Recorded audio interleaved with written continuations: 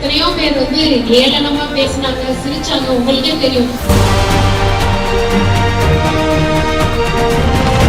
பல்ல பாருங்க, மூஞ்ச பாருங்க, என்னென்னமோ பேசுவாங்க. இதே மாதிரி நான் ஏன் இந்த கதை சொன்னேன்னா, ஏன்னா விருதுநகர்ல இருக்கிற அத்தனை பெண்களுடைய வலிகளும் வேதனைகளும் எனக்கு தெரியும். இன்னைக்கு என் கையில அந்த பொறுப்பை வந்து எனக்கு கொடுத்திருக்காரு.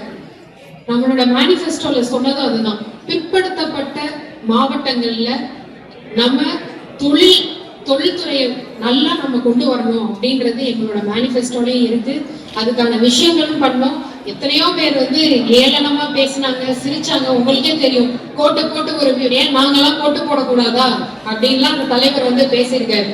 கோட்டை போட்டு ஒரு வீடியோ போட்டதுக்கு அப்படி பண்ணாங்க, பல்ல பாருங்க, மூஞ்ச பாருங்க, என்னென்னமோ பேசுவாங்க. ஆனா அதையும் தாண்டி 3 மாதத்துல வெற்றி தமிழ்நாடுன்னு ஒரே ஒரு பெரிய ஒரு investment, 1 lakh crore investment Tamil Nadu கொண்டு வந்து 1 lakh இளைஞர்களுக்கு இன்னைக்கு வேலை கிடைக்க போகுது. இது மட்டும் இல்லாம இன்னைக்கு விருதுநகர்ல 2 கம்பெனி PM மித்ரா பார்க்ல இருந்து வரப்போகுது.